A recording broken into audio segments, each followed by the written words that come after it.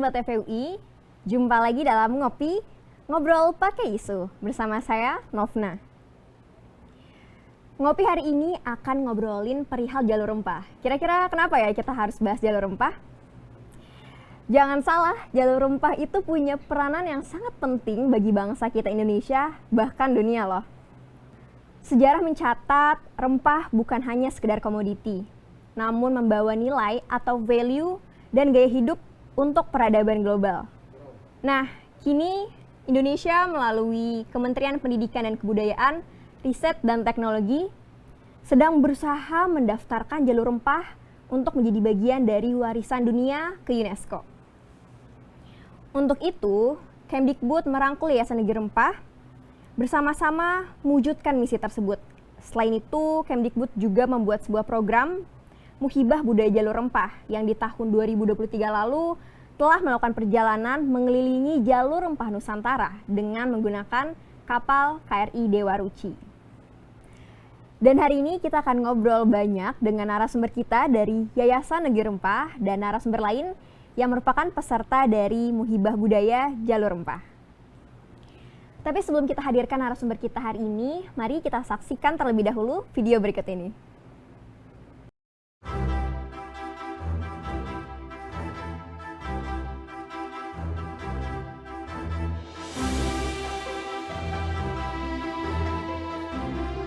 Belanda, negeri kincir angin yang memiliki kanal-kanal indah, adalah salah satu negara dengan ekonomi yang kuat. Memiliki populasi sekitar 17 juta orang dan GDP per kapita sekitar 53.000 US$, Belanda adalah pusat perdagangan, manufaktur, dan keuangan global. Di abad ke-17, semangat penjelajahan membawa bangsa Belanda menuju Nusantara, tanah yang penuh dengan keajaiban alam. Mereka datang dengan satu tujuan utama, mendominasi perdagangan rempah-rempah, kekayaan terbesar yang bisa mereka raih di ujung dunia. Jalur perdagangan rempah-rempah menjadi jalur kekayaan. Peta-peta diisi dengan garis-garis yang menghubungkan pulau-pulau, menciptakan jejak yang membentang dari Sabang hingga Merauke. Setiap pulau memiliki keunikan rempahnya, menjadikan Nusantara sebagai harta karun rempah yang tak ternilai. Kami, tim kecil yang terdiri dari 7 orang, Bram, Kumoratih, Fatih, Lila, Henny, Novna, dan Unggul, dengan latar belakang profesi yang berbeda, mencoba menelusur jejak rempah di negeri Belanda. Pada masa lalu, kota-kota Belanda menjadi pusat vital perdagangan rempah-rempah Indonesia. Para penjelajah Belanda membuka jalan bagi hubungan dagang yang erat antara Belanda dan Indonesia. Kota-kota seperti Amsterdam dan Rotterdam menjadi pelabuhan utama untuk mengimpor rempah-rempah berharga. Perdagangan rempah ini tidak hanya memberikan keuntungan ekonomi, tetapi juga membentuk sejarah bersama yang mendalam antara kedua negara. Kami bertemu dengan para akademisi dan peneliti dari Universitas Leiden, KITLV, UVA atau Universitas Amsterdam, RCA, dan Heritage Hands-On. Kepada mereka, kami memaparkan maksud dan tujuan berkunjung ke negeri Belanda dan memperkenalkan Yayasan Negeri Rempah, institusi tempat kami bernaung. Mereka menyambut baik kunjungan kami dan juga berkenan memperlihatkan beberapa artefak terkait rempah.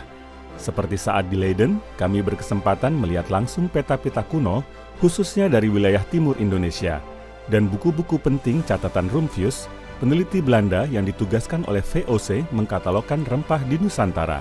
Sementara di UVA, selain bertemu para peneliti, kami menjelajah ke ruang dan bangunan bekas kantor VOC, yang sekarang dimanfaatkan menjadi salah satu gedung Universitas Amsterdam. Pertemuan-pertemuan dengan berbagai institusi tersebut menghasilkan komitmen kerjasama untuk penelaahan lanjutan, baik berupa joint research, joint publication, residensi, dan forum ilmiah yang secara produktif bisa memperkaya kajian-kajian kedua negara dalam konteks jalur rempah. Kami juga berkesempatan bertemu dengan Duta Besar Indonesia untuk Belanda di Den Haag, Bapak Mayer Vas, yang antusias menyambut maksud dan tujuan kami ke negeri Belanda. Belanda memiliki banyak museum yang mengkoleksi artefak-artefak dunia. Ada 2 museum yang sempat kami kunjungi, Tropenmuseum dan Rijksmuseum. Tropenmuseum atau Museum Tropis terletak di Amsterdam. Museum ini didirikan pada tahun 1864 dan fokus pada koleksi dan pameran yang menggambarkan budaya dan sejarah dari berbagai belahan dunia, termasuk Nusantara. Rijksmuseum yang juga berada di Amsterdam adalah Museum Nasional Belanda yang menyajikan seni dan sejarah negara tersebut. Museum ini memiliki koleksi seni yang sangat kaya, termasuk lukisan-lukisan dan artefak bersejarah. Koleksinya mencakup artefak dari masa penjajahan Belanda di Indonesia, memberikan gambaran tentang hubungan sejarah antara kedua negara. Hubungan antara museum-museum ini dengan Nusantara tampak dalam koleksi mereka yang mencerminkan sejarah kolonial, pertukaran budaya, dan warisan dari masa lalu. Dari arsitektur yang mempesona hingga sistem kanal terkenal, setiap kota menyimpan sejarah kolonial dan perdagangan rempah-rempah yang memperkaya hubungan antara Belanda dan Kepulauan Rempah di Nusantara. Peran vital rempah-rempah bumi Nusantara dalam membentuk ekonomi dan budaya Belanda pada masa itu menjadi sorotan perjalanan ini. Kami meninggalkan Belanda dengan pemahaman yang lebih dalam tentang keterhubungan sejarah Indonesia dan Belanda. Nah, Sobat FUI, itu dia tadi video highlight dari perjalanan Yayasan Negeri Rempah. Seru banget ya. Untuk itu, mari kita langsung aja nih panggilin narasumber kita yang pertama, ada Mbak Dewi Kumorati dari Yayasan Negeri Rempah. Halo Mbak Rati, selamat datang. Dan narasumber berikutnya ada juga Rahmat Pakaya, mahasiswa sastra Indonesia Universitas Indonesia yang mengikuti Muhibah Budaya Jalur Rempah bersama kapal KRI Dewa Ruci. Halo Rahmat, Mbak. selamat datang. Silakan duduk Mas Mbak.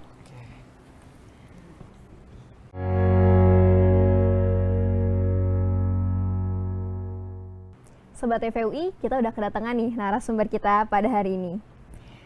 Halo Mbak Rati dan Rahmat, terima kasih ya sudah menyempatkan untuk ngobrol dalam ngopi hari ini. Kayaknya bakal seru banget nggak sih nih pembicaraan kita?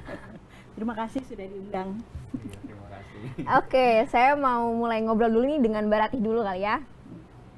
Mbak Rati, boleh nggak sih diceritain dulu nih, apa sih Negeri Rempah itu dan apa aja yang sejauh ini udah dilakuin sama Mbak Rati dan tim di Negeri Rempah?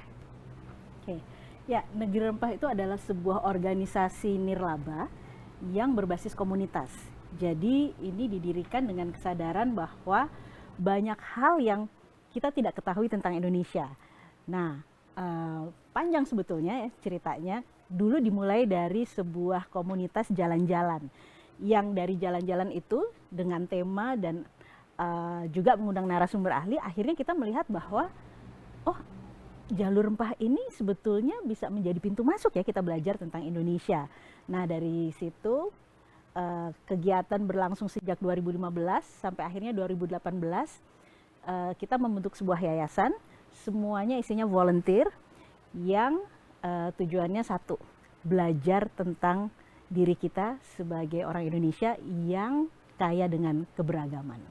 Wah, Gitu. keren banget ya Mbak, perihal Indonesia dan keberagaman ya. Jadi kalau gitu nih Mbak, saya jadi penasaran, apa sih sebenarnya nilai penting dari jalur rempahnya itu sendiri? Dan saya dengar-dengar gitu ya Mbak, katanya tuh sekarang pemerintah Indonesia lagi mengajukan jalur rempah ke UNESCO. Apa sih Mbak yang mendasar itu, kenapa kita harus mengajukan jalur rempah ke UNESCO? Oke. Sebelumnya harus tahu dulu kenapa sih jalur rempah itu penting gitu ya. Jauh sebelum pemerintah itu mengajukan, punya rencana untuk mencatatkan itu ke UNESCO, sebetulnya yayasan ini ya tujuannya belajar aja gitu ya. Nah kemudian kami melihat jalur rempah itu sebagai satu jalur pengetahuan, di mana karena komoditas rempah itu terjadi perdagangan dan terjadi juga pertukaran antar budaya, dan itu jauh sebelum masa kolonial. Nah itu jadi satu entry point untuk kita belajar tentang Indonesia. Nah ketika pemerintah itu kemudian sekitar tahun 2017 memiliki rencana untuk mencatatkan jalur rempah ke UNESCO, baru di situ kita juga akhirnya belajar, oh ternyata value-nya memang besar sekali gitu. Jadi hampir mirip dengan apa yang kami bayangkan dulu dengan teman-teman di komunitas. Memang jalur rempah itu bisa menjadi satu pintu masuk untuk belajar tentang keindonesiaan, tetapi juga jalur rempah bisa memberikan gambaran bahwa Indonesia berperan besar membentuk peradaban dunia. Nah, itu yang menjadi hal yang ingin digarisbawahi oleh pemerintah Indonesia. Kita juga punya peran loh dalam membentuk peradaban dunia. Barangkali kira-kira itu awalnya yang bisa kita lihat sama-sama ya, jalur rempah apa sih pentingnya. Ngomongin tentang peradaban, Mbak, mungkin kasih contoh nih, Mbak, apa sih yang dikatakan rempah ini tuh menjadi bagian gitu ya dari perjalanan peradaban manusia. Itu tuh apa sih, Mbak, contohnya? Mungkin banyak orang, Sobat TVUI juga yang masih belum tahu nih, Mbak. Ya, kita mungkin sering dengar ya kata-kata karena rempah kita dijajah, ya. Karena rempah kita menjadi Indonesia. Sebentar, sebelum ada kolonialisme kita sudah punya sumber daya alam yang kaya. Rempah itu hanya salah satunya. Karena apa? Tanah kita subur. Kita ada di Ring of Fire, tanah vulkanik, luar biasa. Jadi kita punya sumber penghidupan, dan jangan lupa kita juga punya leluhur yang terampil di laut. Hanya kita yang punya terminologi tanah air gitu ya. Jadi itu satu hal yang penting kita sadari. Ya, dari situ kita bisa melihat bahwa pertukaran budaya itu dilakukan ketika bangsa kita juga melakukan perdagangan dari sumber daya alamnya. Nah, sumber daya alam kita yang membuat bangsa-bangsa lain datang ke Nusantara.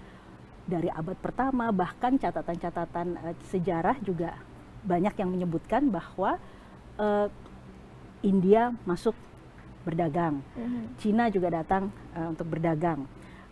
Kemudian di Nusantara kita juga terkenal sebagai bangsa pelaut gitu ya. Nah, pada saat bangsa India datang misalnya, kan nggak hanya cuman bawa rempah atau cuman mau berdagang ya, ideologinya juga dibawa. Kita menjadi Buddha, kita menjadi Hindu, salah satunya juga karena pertukaran antar budaya ini, gitu. Jadi ya itu tadi, kalau menurut saya dan teman-teman di Negeri Rempah, kami lebih melihat ini sebagai jalur pengetahuan, gitu. Dan itu juga yang membuat bangsa Eropa datang ke Nusantara untuk memonopoli, gitu. Jadi dinamika itu yang kami lihat ini penting, dan itu mengubah peradaban dunia, gitu, mengubah sejarah ya. Wah, menarik banget ya, Mbak. Perihal jalur rempah tuh bukan hanya sekedar perdagangan, tapi juga pertukaran budaya, pertukaran pengetahuan gitu ya. Setelah tahu nih, Mbak, nilai penting dari jalur rempah yang tadi Mbak udah jelasin gitu ya. Kalau gitu apa sih, Mbak, harapan Mbak Ratih gitu untuk jalur rempah di masa depan? Karena kan jalur rempah ini ibaratnya kita mengasosiasikannya sebagai sebuah sejarah di masa lampau ya. Lantas apa sih harapannya nih buat yang akan datang untuk jalur rempah? Saya ingin kembali lagi melihat jalur rempah itu sebagai satu cara untuk kita belajar lagi menjadi Indonesia. Nah, oleh karena itu jangan melihat jalur rempah itu hanya sebagai sebuah sejarah. Dia juga harus bisa menjawab tantangan hari ini. Persoalan-persoalan kita hari ini tuh banyak sekali. Climate change, kemarin pandemi ya. Apa? Bisa nggak kita menjawab kesetaraan gender misalnya?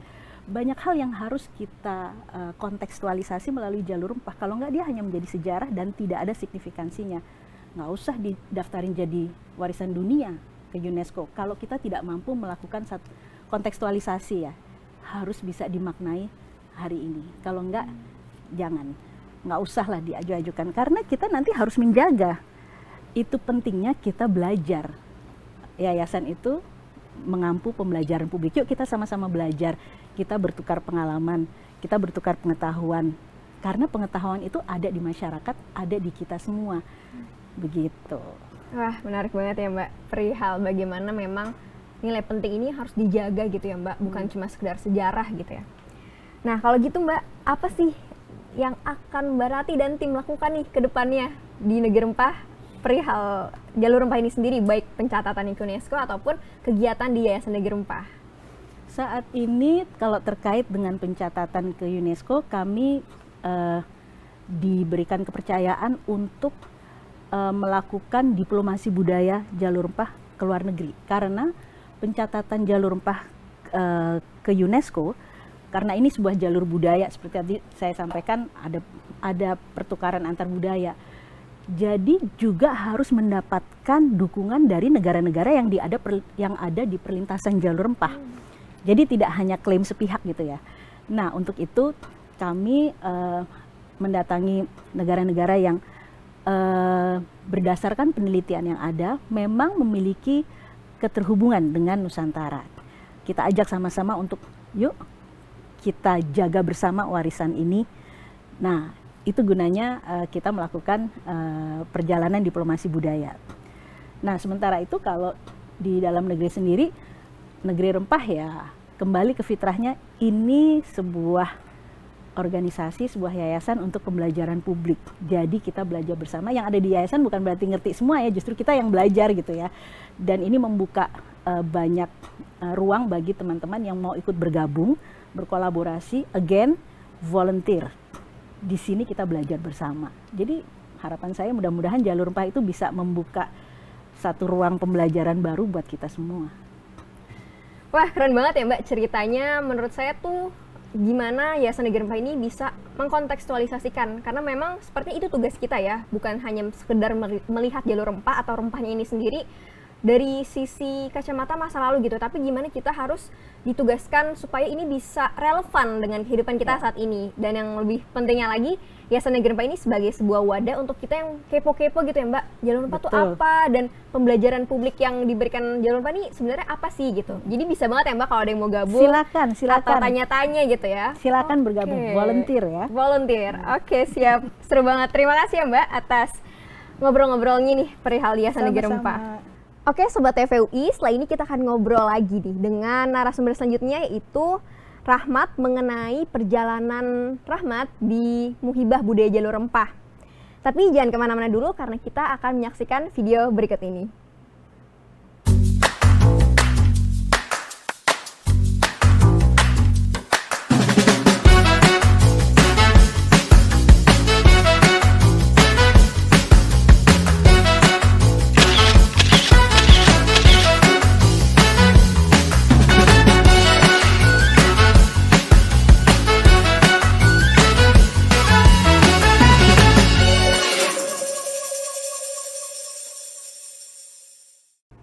Kembali lagi dalam Ngopi, Ngobrol Pakai Isu. Bersama saya, Novna.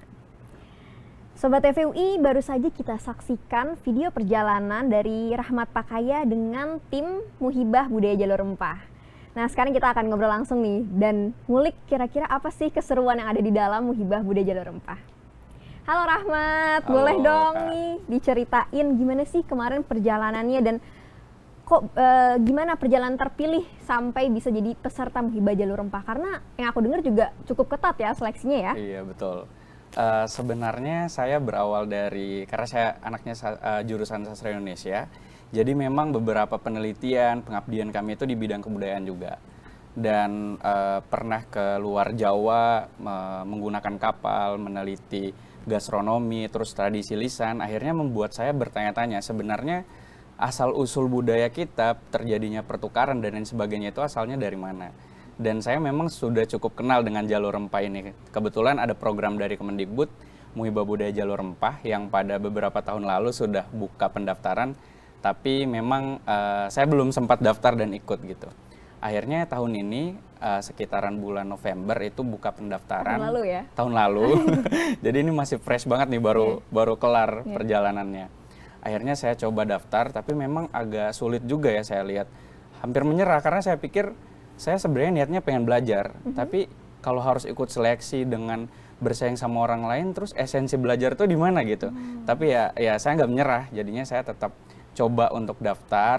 Persyaratannya ada macam-macam, semacam ada ngumpulin CV, terus portofolio, kita bikin video, sama alasan. Nah ini mungkin teman-teman banyak juga yang nanya gitu di luar sana, gimana sih caranya biar bisa ikut. Kalau saya sebenarnya melihat dari tujuan dari program ini dulu gitu. Salah satunya untuk membuat merekonstruksi narasi sejarah, tapi memang bukan cuma sejarah doang. Banyak hal-hal terkait jalur rempah yang ingin disampaikan kepada publik gitu ya. Nah, akhirnya saya coba buat berkomitmen untuk nanti luaran yang bakal saya hasilkan salah satunya adalah artikel, karena memang saya anak sastra Indonesia dan kebetulan suka nulis juga. Beberapa artikel tentang kebudayaan, kepariwisataan khususnya di daerah saya di Gorontalo pernah saya tulis juga. Jadinya saya yakin mungkin ini bisa jadi bekal, dan akhirnya itu salah satu hal yang membuat saya akhirnya terpilih di program ini. Dan tahun kemarin maksudnya, kami yang terpilih itu sekitaran 20 orang dari berbagai macam latar belakang, range usianya juga macam-macam. Kalau kemarin dari 18 tahun sampai 40 tahun. Jadi ya bertemu dengan orang yang banyak, berbagai macam latar belakang, dapat pengetahuan banyak juga dari mereka. Wah, seru banget ya. Dari seleksinya aja tuh udah banyak cerita yang bisa kamu berikan kepada Sobat TVUI gitu. Nah, kalau gitu kita masuk nih ke intinya, cerita pengalaman kamu menyusuri jalur rempah Nusantara. Apa aja sih yang yang kamu dapatkan gitu selama perjalanan itu? Apakah ada temuan-temuan tertentu yang bisa di-share, dibagikan ke Sobat TVUI? Iya, apa yang didapatkan sebenarnya banyak. Yang pertama, saya bisa mengenal Indonesia. Yang kedua, saya bisa memaknai pelayaran di geladak kapal negara kita sendiri, KRI Dewa Ruci.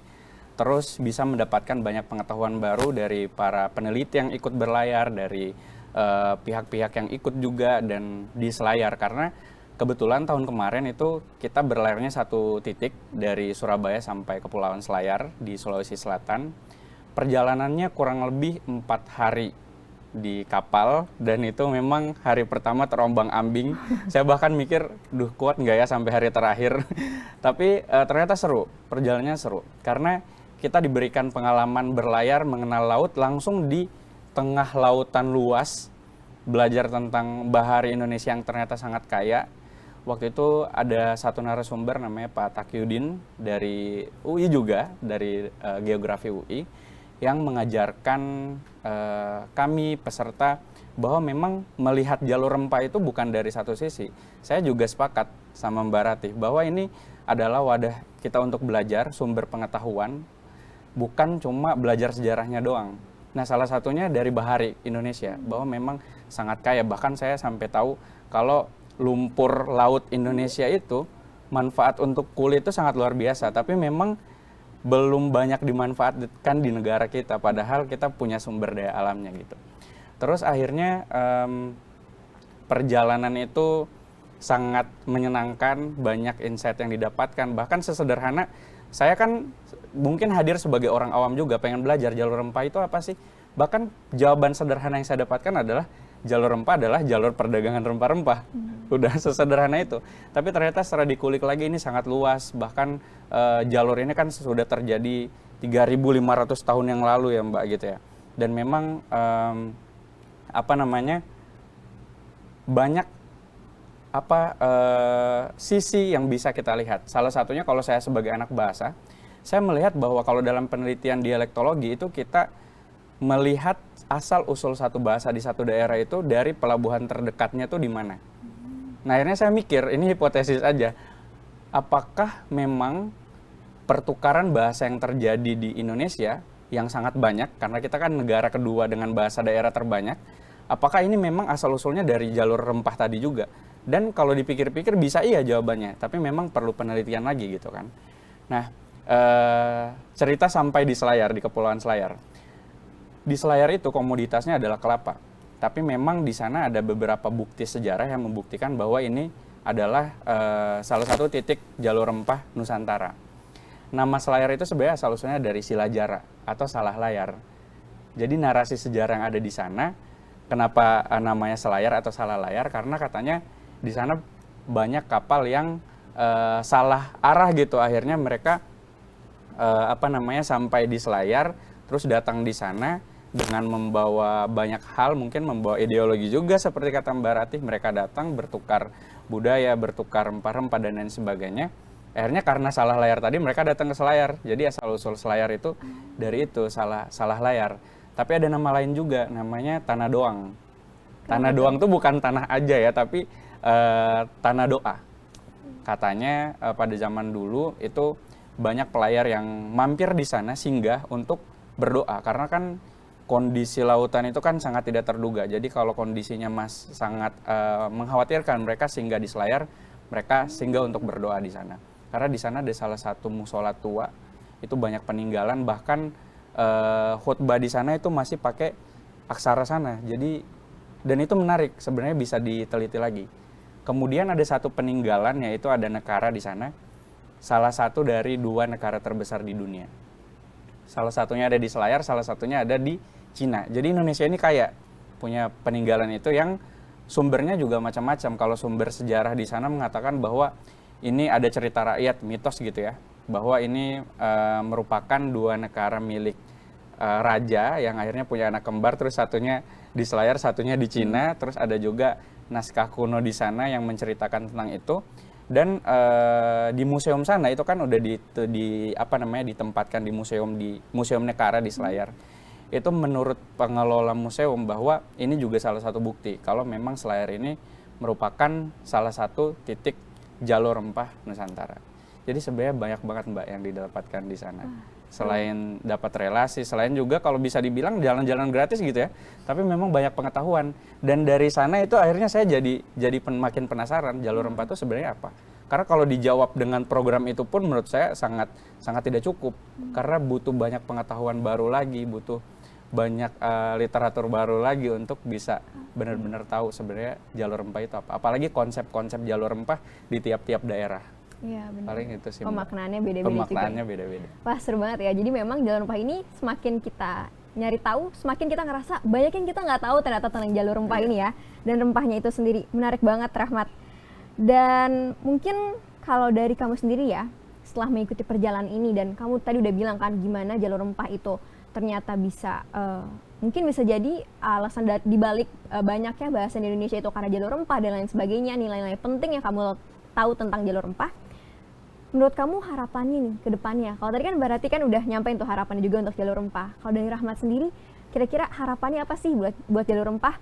Spesifiknya juga untuk anak muda nih mungkin bisa di-share ke Sobat FEUI. Iya.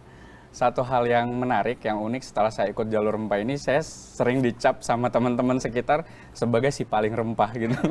Jadi mereka memaknai jalur rempah tuh ya udah belajar rempah-rempah, belajar makanan, gastronomi gitu ya.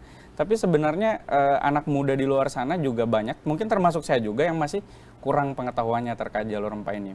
Jadi sebenarnya harapannya bagaimana bisa memberikan kontribusi dari berbagai macam latar belakang. Misalnya kalau para teman-teman yang konten creator, mereka bisa bikin konten terkait jalur rempah ini, apa saja yang bisa didapatkan, pembelajaran publik tadi, dan kalau misalnya dari anak-anak bahasa, apa kira-kira kontribusi yang mereka berikan, anak ekonomi apa. Jadi dari segala macam latar belakang ini bisa bisa memberikan kontribusi bagi jalur rempah. Harapannya yang paling utama adalah kepedulian. Jadi sama-sama peduli, ini kan warisan kita, sumber pembelajaran kita. Bukan cuma sekadar jalur rempah-rempah tadi, tapi banyak. Jadi saya harapannya generasi muda kita ini memang sudah saatnya untuk memaknai sesuatu yang modern itu nggak harus modern. Jadi ada cerita masa lampau, ada narasi sejarah yang sebenarnya kontribusi untuk masa sekarang itu sangat luar biasa. Dan ini kan warisan kita bersama.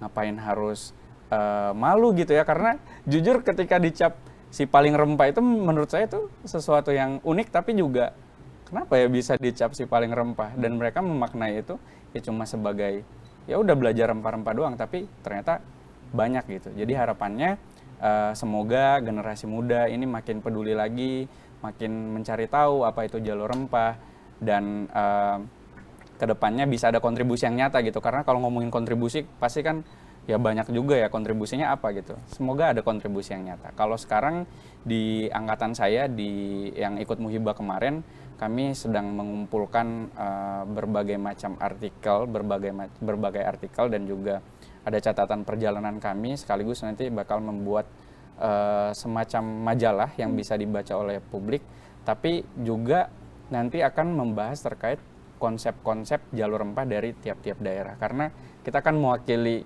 daerah masing-masing, karena pasti ada konsep jalur rempah di daerah itu. Ada yang mungkin jalur rempahnya menyusuri sungai, lautan, dan lain sebagainya. Wah, seru banget. Dan jujur ini juga menjadi sebuah bikin saya makin melek lagi ya, bahwa memang yang biasanya kalau saya sendiri ngeliat itu secara paradigma internasional, dan ini Rahmat langsung ngasih bahwa memang dari setiap daerah pun di Indonesia secara nasional aja udah berbeda pemaknaannya, dan itu yang mungkin bisa jadi pemantik anak muda untuk bisa kontribusi gitu ya. Dan harapannya semoga kedepannya ditunggu ya karya-karyanya dari Rahmat dan juga teman-teman di Muhibah Budaya Jalur Rempah. Wah, seru sekali ya perjalanan dari Rahmat.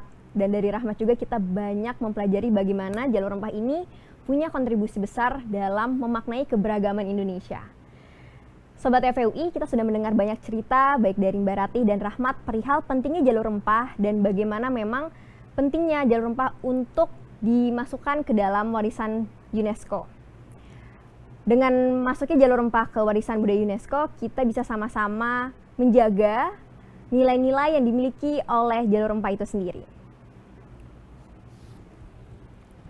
Sobat FEUI, kayaknya nggak akan habis ya kalau kita bahas tentang Jalur Rempah, karena banyak sekali yang bisa kita kulik dari sana. Tapi sayangnya kita sudah sampai di penghujung acara. Saya Novna dan seluruh kru TVUI yang bertugas pamit undur diri. Sampai jumpa lagi di program kesayangan kita, Ngopi Ngobrol Pakai Isu. Dadah! Mbak.